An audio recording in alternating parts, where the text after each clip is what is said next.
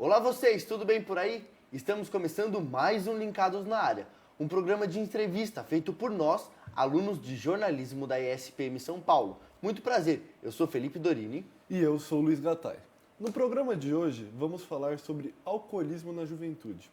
Uma pesquisa desenvolvida pelo IBGE e o Ministério da Educação apontou um aumento no consumo de bebidas alcoólicas entre jovens. O estudo alerta para um crescimento de 10,3 pontos percentuais no número de jovens de 13 a 17 anos que consomem bebidas alcoólicas. Para esclarecer o tema, convidamos uma professora renomada da casa. Ela tem mestrado e doutorado em neurociência e especialização em gestão estratégica de pessoas e psicologia. Seja muito bem-vinda, professora Vanessa. Muito obrigada por um convite tão especial para a gente conversar de algo tão delicado na juventude. Agora, roda a vinheta que logo falaremos mais sobre alcoolismo na juventude.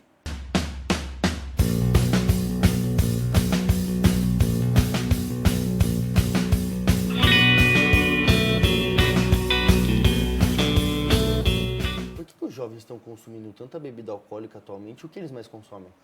Olha, na verdade é um assunto delicado, como eu já tinha falado no agradecimento inicial, então é difícil a gente dar uma variável para explicar por que consome.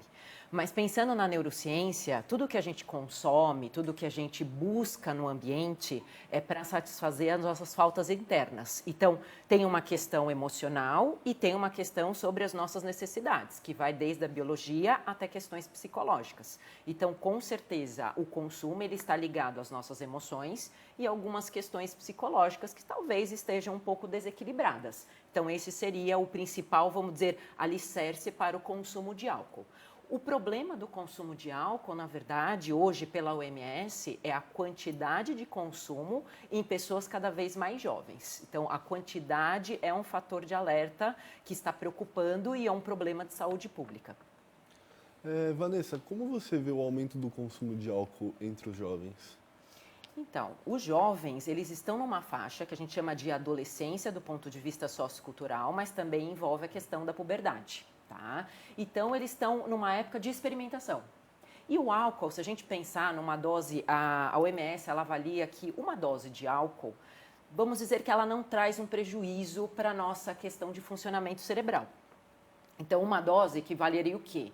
330 ml de um copo de cerveja. 30 ml de um uísque, né, de um destilado e 10 ml de vinho. Então, uma dose, se a gente pensar o que faz de efeito no nosso cérebro, é um efeito de relaxamento, aquela coisa que desfaz as nossas amarras para conhecer as pessoas, então a gente fica mais extrovertido naquele momento da balada. Então, se a gente pensar na juventude, ela está em momento de experimentação, mas ao mesmo tempo de aprendizado de autocontrole, saber o limite, olha, a partir de um copo as coisas começam a ficar mais delicadas. Então, uma dose, não é que eu quero fazer vamos dizer, uma evidência para vocês, falam, tomam doses de bebida alcoólica. Mas uma dose, a gente não vê nenhuma alteração tão prejudicial no nosso cérebro, na maioria das pesquisas sendo realizadas com alcoolismo. Que ela traz esse relaxamento, essa mínimo de euforia, de alegria e uma certa extroversão, tá? E aí o jovem, se ele não tem um direcionamento, uma educação de como usar algumas coisas, sabendo que são coisas que podem ser nocivas, no caso do álcool, a gente sabe que a quantidade, ela vai prejudicar muitas funções cognitivas no cérebro, ela acaba o quê? Vai no embalo do momento, não só o embalo do momento da experimentação, mas também no embalo do momento da questão de se reunir com grupos. Né? Na idade que a gente está na adolescência, o nosso fator, vamos dizer, de necessidade essencial psicológica é o quê? Pertencer a grupos. Então, a gente está começando a formação da nossa... Quer dizer, a identidade já está em formação, mas vamos dizer que no auge da adolescência, a gente precisa buscar qual é o meu espaço nesse mundo. E quando a gente está com a galera, vamos dizer que o beber se torna alguma coisa que é comum. Se você não bebe, você não é descolado. Como assim? Você não bebeu, mas aí você não é uma pessoa legal? Então, a gente percebe que existe essa associação com álcool de estar na balada, com as festas, que é algo que deixa a pessoa mais bacana e se você não bebe, você é menos bacana. Gente, se você é adolescente, você quer ser o bacana.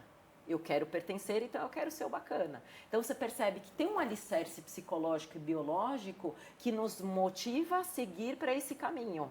E se a gente não tem um fator educacional do que isso provoca, também fica difícil. Mas também o adolescente, ele tem uma passagem nessa época do que o adulto fala, eu quero fazer com as minhas próprias pernas para poder eu aprender. Então, tem várias questões. Então, onde eu quero chegar com tudo isso? Que existem várias questões que estão permeando a ideia de consumo do álcool. E, professora, você falou que a bebida alcoólica ela prejudica a habilidade cognitiva da pessoa. Você fala isso enquanto a pessoa está bêbada ou você fala isso a longo prazo? Tanto enquanto no momento que a pessoa está bêbada, como a longo prazo. Se a gente pensar, hoje saiu numa dos papers publicados, saiu uma condição que eles já conseguiram medir que o consumo continuado de álcool altera a espessura da nossa massa encefálica na área cinzenta da onde estão localizados os neurônios. Isso quer dizer que essa massa cinzenta é exatamente onde está o núcleo do neurônio. O núcleo do neurônio, gente, é a alma do negócio. Então, o que acontece? Se lá a espessura está diminuindo, quer dizer que esta área está em sofrimento, pensando biologicamente. Então, quando você tem a longo prazo, existe uma diferenciação estrutural. E aí eles verificaram nessa pesquisa que é só depois de não consumir álcool por uma média de 7,3 meses é que você percebe que ela mais ou menos volta ao tamanho que seria natural. Tá? Mas imagina, você tem que estar com 0 álcool durante 7 meses, no mínimo, para poder, parece que a coisa voltar para o que era antes. Mas a gente não tem a certeza do que era antes para você. A gente só tem nessa média, por isso que eles fazem essa estimativa. Então, o consumo de álcool, naquele momento que eu estou na balada, ele vai ter uma alteração. A gente tem uma ideia de que o álcool, como ele é líquido, a gente pensa assim, o álcool hidrata. Se é líquido, é água, então eu posso usar como se fosse água. Só que a propriedade do álcool, seja destilado, cerveja, vinho, não importa qual seria o tipo, ele na verdade ele resseca a célula. Então o que acontece? O sistema fica em sofrimento. Toda vez que o sistema fica em sofrimento, a gente entende como desequilíbrio no cérebro. Esse desequilíbrio produz um hormônio que se chama cortisol, que é o hormônio do estresse biológico. Só que, em excesso no sistema, ele é tóxico para o neurônio. Se ele é tóxico, quer dizer que o neurônio vai acabar desativando algumas funções. Uma delas é da nossa racionalidade do córtex pré-frontal. Então, ele para com essa racionalidade, com algumas funções cognitivas, por exemplo, atenção. E aí, quando você está com um limite muito alto desse excesso de álcool no sangue, o que acontece? Você se torna uma pessoa irracional, não consegue, às vezes, equilibrar suas emoções e aí a sua ação pode ser algo inconsequente, que é do tipo, no dia seguinte você fala, caramba, você percebeu o que você fez? Aí você fala, putz, não era aquilo que eu queria, não era o que eu realmente estava pensando. Você vê que o álcool daquele momento interfere, imagina isso a longo prazo. Você está danificando o sistema de equilíbrio do cérebro, que é o processo de estar racionalizando, inteligência emocional, que é o equilíbrio das suas emoções, aquilo como você reage na balada. Então, naquela hora vai prejudicar, e se você continuar isso, você está danificando o processo de autorregulação do cérebro. Vanessa, quais são os principais sintomas do alcoolismo entre os jovens e como eles podem reconhecer essa doença? Ótimo, então vamos lá. Quais são os principais sintomas? A gente tem sintomas metabólicos, então a gente tem alteração também da questão da diabetes, causas de pré-diabetes. Então, junto com a pré-diabetes, a gente tem resistência à insulina. O que seria isso? Eu tenho um alto consumo de açúcar, chega um momento que esse sistema, ele se adapta, mesmo que seja num ambiente ruim, a gente tem essa capacidade de se adaptar, inclusive em ambientes ruins. Aí o que acontece? Esse órgão chamado pâncreas, que faz a produção dessa insulina para equilibrar isso no sangue, ele acaba ficando sobrecarregado e aí ele não consegue mais produzir de tal maneira que é para poder queimar esse açúcar e voltar a uma certa estabilidade, que a gente chama em neurociência de homeostase, nada mais é do que equilíbrio. Então tem que ter um pouco de açúcar, tem que ter um pouco de insulina. mas eu tenho que ter equilíbrio nisso para um estar mexendo com o outro. Quando eu exagero eu acabo sobrecarregando esse órgão não começa mais a produzir a quantidade que eu preciso para esse equilíbrio, tá? Então, a questão das pré-diabetes são muito comuns na juventude.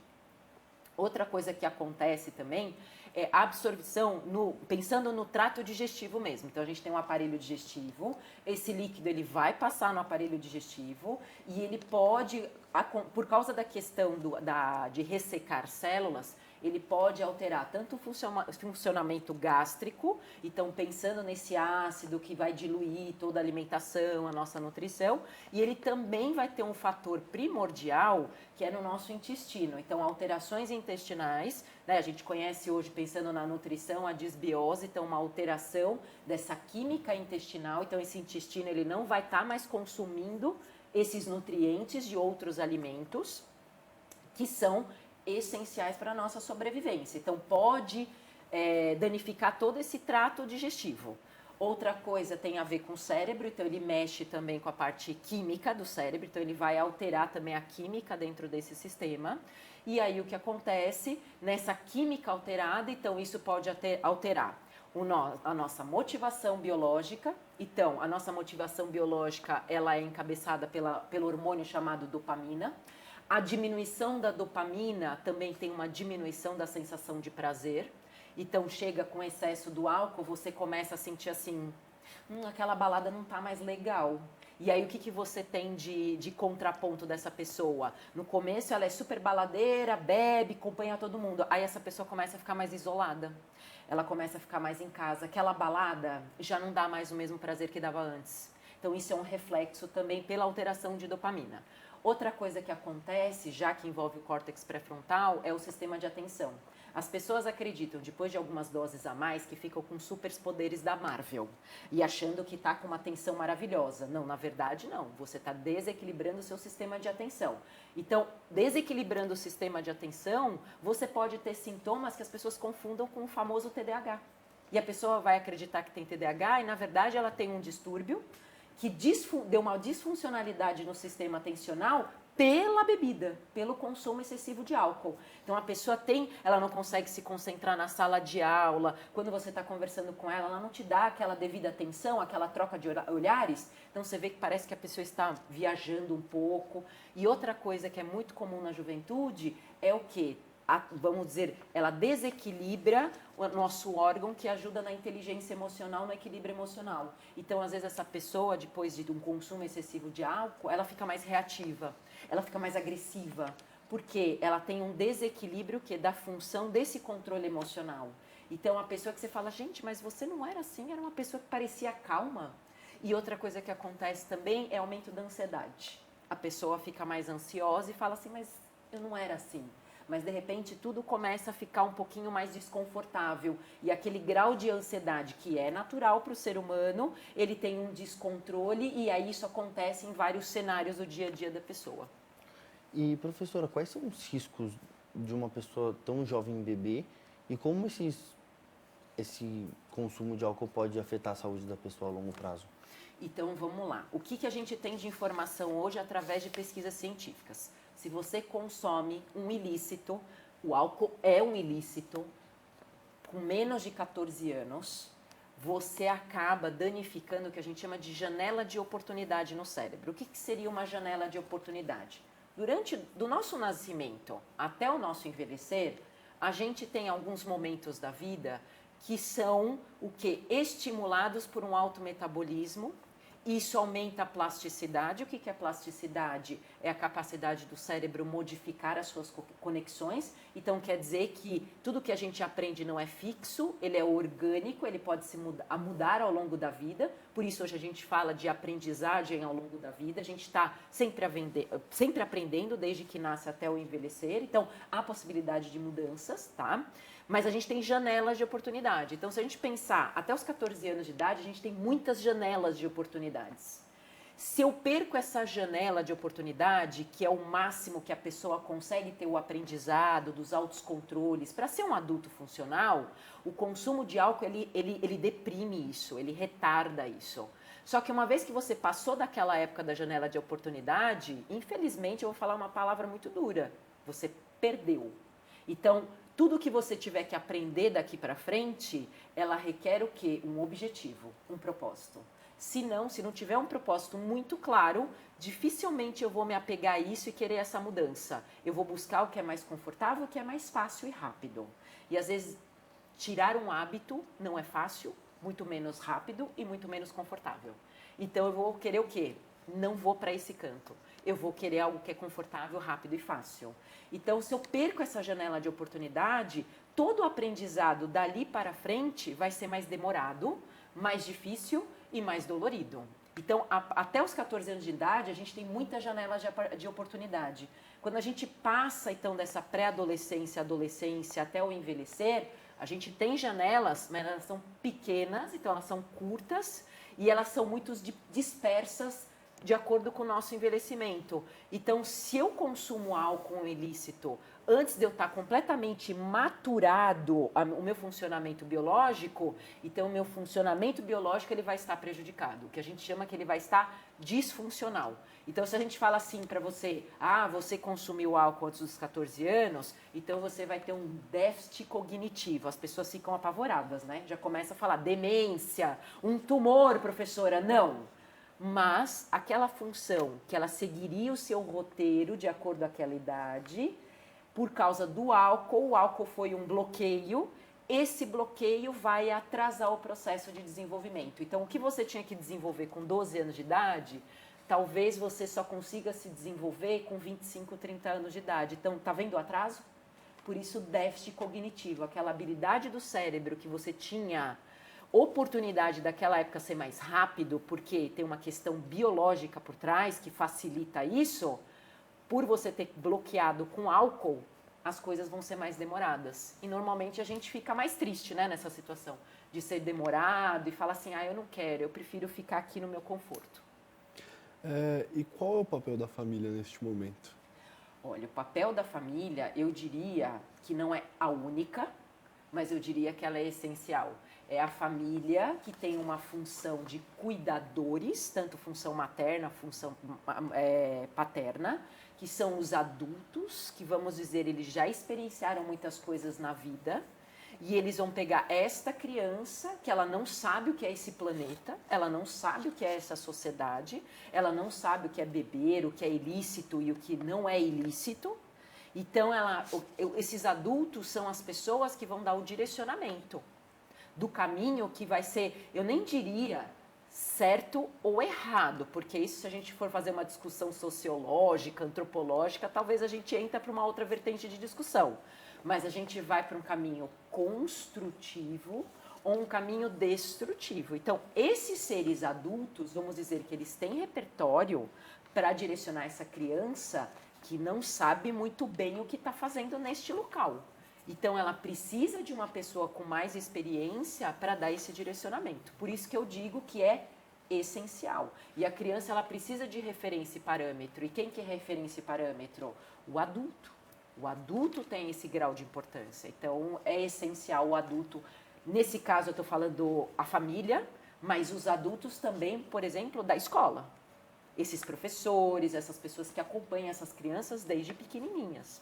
Elas também são direcionadoras, mas a parte mais, vamos dizer, bruta é realmente da família quem está em casa. Você acredita que, de alguma forma, a família pode servir como um empecilho para o jovem reconhecer o alcoolismo? Eu não poderia dar um problema de dizer a família seria um problema. Na verdade, um problema é generalizado, entender quem são esses cuidadores, se eles têm um mínimo de noção de que acontece.